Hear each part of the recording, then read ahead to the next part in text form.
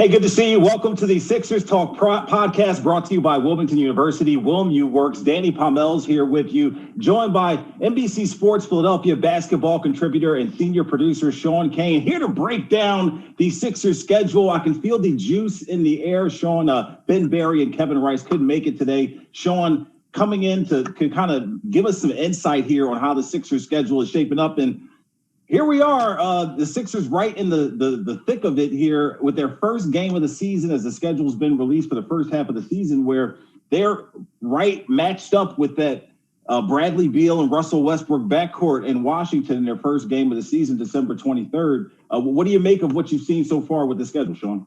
Yeah, Danny, it just came out a few minutes ago, and we had both remarked before we just went on here that the opening portion of that schedule doesn't seem all that rigorous. I mean, it seems like there's some winnable games right out of the chute for them. And starting with that Wizards game, which certainly got a lot more interesting following the trade a few days ago. I'm really interested to see that Westbrook-Beal backcourt, as you just mentioned. But I think it's doable out of the gate, and which is nice because there's some new pieces that they're going to be working in. And I think they have the opportunity here to get themselves off to a nice start. You know, we could talk about winning 7 of their first 9 or 6 of their first 9 at least, and kind of getting a little momentum into the first half of the season. So I'm encouraged, I guess is the best word.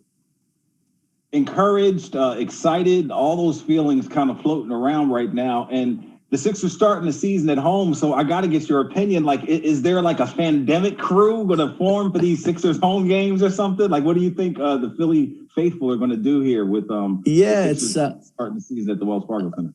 A little tougher than the Citizens Bank Park setup, where the fans can actually kind of get a peek inside the stadium. I don't know how that's going to work at the Wells Fargo Center, but I'm sure there'll be some. They'll figure out there's some fans. There'll be some fan involvement in the sports complex, no doubt. It's people have been waiting a long time to be able to watch basketball, so I wouldn't put it past the Sixers fans, no doubt. All right, let's stretch it out a little bit. You talked about the way the schedule looks shaping up a bit here, and a few back-to-backs mixed in here, a gang of them in January, but right out of the chute there, the December 26th and 27th, very doable back-to-back with the Knicks and the Cavaliers. Our guy, Vegas Mike Gaddy from NBC Sports Philadelphia, one of our senior executive producers there, giving us the odds on the Sixers here, 20-1. To win the championship, 6th best, I believe, odds among the teams there. Yep. Of vying for championship. So, what are your expectations with this squad? I mean, we've had the championship or bust mentality kind of permeate through the organization in the past, but here we are again with everyone, coming in with high expectations, like it or not. Yeah, I think the mood, just the span of these 3.5, 4 months since the Sixers were swept by the Celtics in the first round down there in the bubble to where we are now, it's done a 180. I mean, coming out of that series with the Celtics, there was just no juice, no enthusiasm. Ben Simmons was hurt, but now, boom, here we are. All of a sudden with the new president of basketball operations in Daryl Morey, a new coach in Doc Rivers, made some moves on draft night that I think really, really helped the team. So I'm excited. I'm certainly more excited than I was coming out of last season. The changes were needed and changes were made, and there were big changes. And I think the Morey-Rivers combo gives them a ton of legitimacy, guys that have proven they know how to win games in the NBA and win games at a high level and for a long period of time. And I love the additions of Seth Curry, and I love the addition of Danny Green, and Joel and Ben are healthy, and they're saying all the right things. And I'm excited. I think those odds are pretty spot on. 20-1 sounds about right to me. They're on that fringe of being a title contender. They need some guys to step up and improve a little bit, but I don't think it's far-fetched. I think they can be right back in hopes of making a deep playoff run. I like their chances. You like their chances. A little bit of devil's advocate for me here. A lot of new voices, Sean. A lot of new people trying to make an impression, trying to get in Joel Embiid and Ben Simmons' ear, trying to let them know, some things they might be able to improve on. New players in Seth Curry and Danny Green and Sam Cassell, a strong voice will be this season, mixing it up with those guys. Do you make anything of that? For me, you also a Philadelphia resident, born and raised here. I get a little bit of those Eagles dream team vibes where they did so much in one off season. Do you feel any of that animosity or that uncomfortability? Yeah, a little bit. But I think this group fits better together. I mean, last offseason, I think there was a little bit of that. Obviously you traded for Tobias, but then you add Horford and Richardson, and you have Simmons and Embiid. And you saw with the Phillies with a couple of years ago, you obviously sign Harper, you trade for Real Muto, and here we go. And sometimes the pieces don't really fit together like you think. But I think Seth Curry and Danny Green are perfect complements to the superstars, Simmons and Embiid. So I'm excited. And you mentioned all the new voices, and one new voice that I think is really going to help that you didn't mention was Dwight Howard. And Joel Embiid talked about that earlier today in his media availability. He's never had a Hall of Fame caliber big man, whether it be a coach or a teammate, with him. And he's got one now. And Dwight Howard talked about yesterday, I think Joel can be the best big man of this generation. So I think that's going to help a lot. I think they're respected voices that are going to be in these guys' ears. And I think it's going to make a difference. I think it's going to fit together a lot better than it did last year, certainly. As we dig deeper into the schedule, Sean, as we mentioned, the Sixers' 6 best odds expected to win the championship, according to Vegas.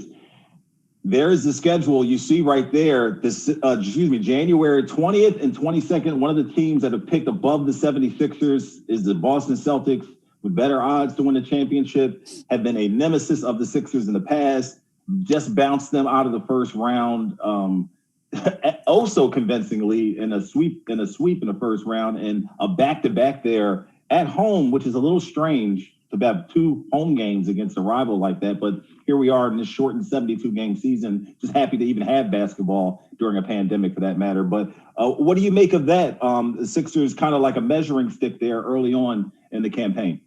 Yeah, the Celtics are they're the standard for the Sixers in terms of that team that's kind of had their number over the last handful of years. And the Celtics are going to look a little different. I guess Kemba Walker could be back around that time. They said he would be out to around January, so maybe he's back for that back-to-back set there. But obviously no more Gordon Hayward there. But, Jason Tatum's still there, and obviously Jaylen Brown's still there, and they got plenty of guys that can beat you. And I'm a huge Brad Stevens fan. I think he's excellent, and that's always an advantage when he's coaching. So we'll find out, certainly, if they can get a little closer, maybe even surpass the Celtics this year. But the Celtics have been the better team, and that matchup, Sixers-Celtics, has always kind of leaned the Celtics' way, especially when it comes to the playoffs. That green kind of popped out to me there on the schedule, but I guess I overlooked the fact that they're doing pretty much the same thing with the Miami Heat on January 12th and 14th, where 2 home games against the same team and another squad who has really shown themselves to be superior to the 76ers on the basketball court. Also a different look 76ers squad than what we're expecting this season. Jimmy Butler in all his splendor 2 nights in a row in Philly. It just seems weird thinking about that, because that's not typically how basketball. Home and home is, playing right. one, then, but now it's right. you're staying in the same town, I guess, for obviously travel and COVID reasons. But yeah, looking at the schedule just right in front of me here, there seems to be that kind of line of demarc. Like, you start off Wizards, that'll be an interesting game. Then you get the Knicks, the Cavs, the Raptors, then the Magic, and then you go Hornets, Wizards again, and then boom, January 7th, you get the Nets on the road. And obviously you got Kevin Durant, healthy Kevin Durant, and Steve Nash coaching there, and Kyrie Irving. So they're going to be good. And then you have, after that, you go Nuggets, then you get the Hawks, but then you go, as you just mentioned, 2 in a row against the Heat. Then you get the Grizzlies, then you get the Thunder, 2 against the Celtics, and you're kind of, that stretch there kind of jumps out where you're going to find out some things about the Sixers too. And Drew Holiday. No doubt. So, yep. And obviously the Nuggets, we saw all that Jamal Murray and the Joker did in the bubble, some spectacular basketball there late in the playoffs. So that'll be interesting as well as a measuring stick. And Djokovic has had Joel Embiid's number a bit when it comes to the head-to-head matchup. So that'll be interesting as well. For sure. What else is jumping out to you? Do you feel like these home and home, you see the Sixers doing the same with the Pistons January 23rd and 25th with that home and home thing. I guess that's a way for them to get games in, but not have to force the travel so much on the teams. Am I right? Exactly. Yeah. Everybody stays in the same arena, the same environment, and get 2 games in while teams are in town. That makes sense. You mentioned the home and homes, but a lot of the back-to-back games in January. And just the more I look at it, I think it's going to be pretty imperative that the Sixers stack up some wins in December and early January, because then that stretch mid to late January gets pretty tough, and it doesn't get much easier at the end of January. You have the Lakers, and then, pretty much right into February, some tough teams on the schedule. I'm seeing the Blazers again, the Nets, the Blazers a couple times. The Suns are a lot better. So obviously you got that road trip I'm just looking at now in February, where you go Sacramento, Portland, Phoenix, Utah, then you're back home for the Rockets. So it's tough. February is going to be tough, and get off to a good start. Get your wins while you can get them in December and early January, and then kind of see where you stack up against some of these better teams you're going to play in mid to late January and into February. Do you have any inclination of how you were leaning regarding a starting lineup for the 76ers?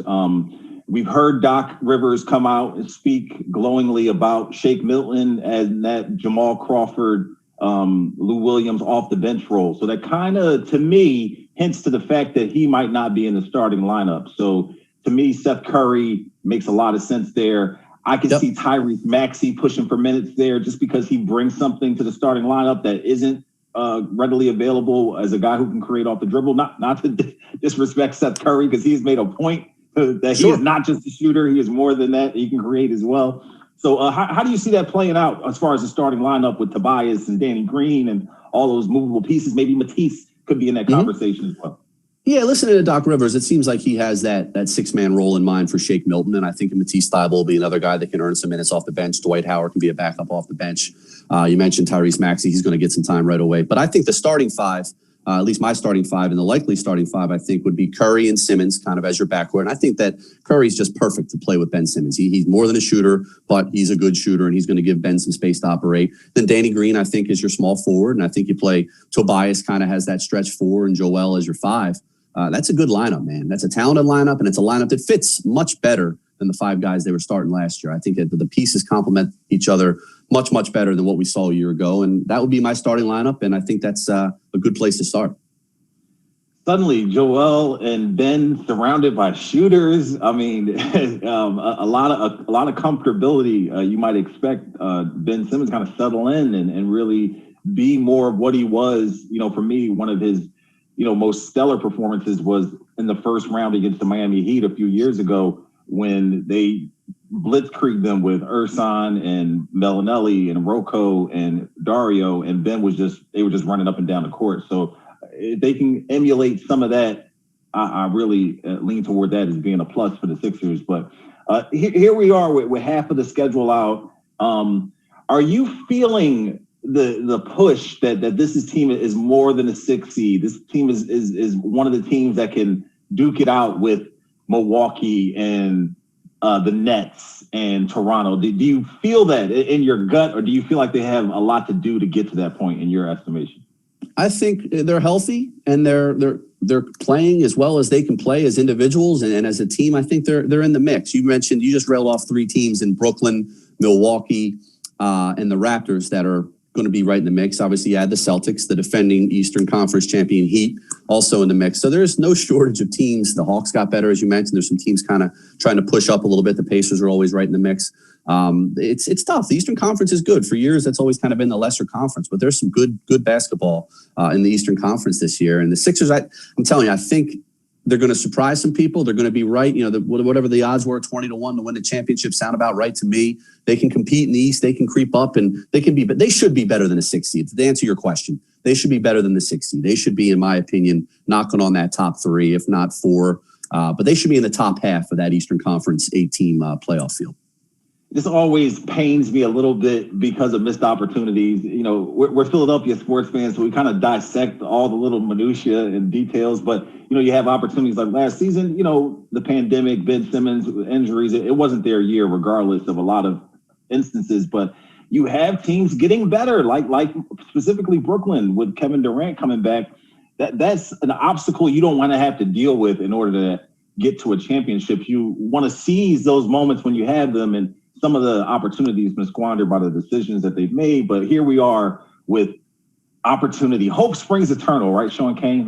Absolutely. Always. The Nets are obviously interesting, but we'll see how Kevin Durant is. Obviously, 90% of Kevin Durant is probably still the best player in the Eastern Conference or close to it. But no, it'll be interesting. And he's had 18 months now. It's been since June of 2019, I guess, since he suffered that injury. So he's had plenty of time to get back, and we'll see. And they got a new coach, and Kyrie Irving's always a wild card, Danny, as you know. So it's going to be interesting. But yes, hope springs eternal. The schedule is out. The roadmap is out. We'll see how it unfolds. You mentioned the Celtics quickly. Can we get the pecking order? Do you feel like the Sixers are behind? Like they were the 6th seed this last season. Of course, we mentioned the teams that are most likely going to be vying, for the Eastern Conference crown. Do you see them as a team that has a lot of work to do, or do you think they fit in that upper echelon? I think they fit in that upper echelon, but the competition's tough, man. Like, Milwaukee has been the class of the conference, at least in the regular season, the last couple of years. The Heat, you have to give them their respect for making. Let's not overlook the moves that they made as well, because they're trying to make Giannis happy as well. With picking up Drew Holiday. I mentioned him with Atlanta earlier. Yeah, Drew Holiday. Yeah, Drew in Milwaukee. I knew what you meant. Yep, no doubt. But the Celtics have had the Sixers number, and then you have the Raptors, who always are tough in the playoffs and are a winning organization. It's tough, man. The Nets are going to be interesting, so it's tough. But like I said, I'm going to stick to it. I think the Sixers will be in that top 4 in the Eastern Conference, and depending on who's healthy at the end of the year and who's playing well, very much alive in terms of making it out of the East. All right, we're going to get out of here on the Sixers Talk podcast, but so many of the players have been speaking here with training camp underway. The Sixers kick off their preseason December 15th. The season starts overall December 22nd. The Sixers December 23rd. Are you buying into the Joel Embiid and Ben Simmons, with Ben joking about moving in with They're living Joel together. Yeah, they're living together. They're best pals. This is all going to go so well. They're living together. They're going to carpool to games. It's going to be perfect. I think they're both excited. I think Joel mentioned today that he had a talk with the front office and ownership, and admitted that we needed shooting, and they got out and Seth Curry, here you go. Here's a shooter. Danny Green, another shooter. So I think both of those guys are excited about the moves that were made. I think they both are on board with Doc Rivers. I think both those guys are ready to go. They got a lot to prove, both of them. I think they know it. Can we get to a record about Ben Simmons' jump shot? I'm not holding my breath that he's going to take 2 or 3 threes a game. Well, my point is Doc doesn't care, or he doesn't. It doesn't mean that much to him where the points come from, as long as they win and get the points. Yeah, exactly, and that's good. That's Ben's mindset, and there's some merit to that. I just would like to see him be a threat to shoot the ball from. I'm not asking you to be a sniper from 3-point line. Be a threat to shoot the perimeter jumper, and that's going to free up so many more driving opportunities. Yeah, and keep him honest, especially come playoff time. You know how it is. It gets tougher for him in the playoffs, and when teams are kind of packing it in a little bit more. So just show that you're able to knock down a jumper on occasion. That's all I ask. All right, this has been a live Sixers schedule release of the Sixers Talk podcast. We appreciate you tuning in. For our senior producer, Sean Kane, joining us here, I'm Danny Pommells. Sixers Talk brought to you by Wilmington University. WilmU Works. We'll see you next time.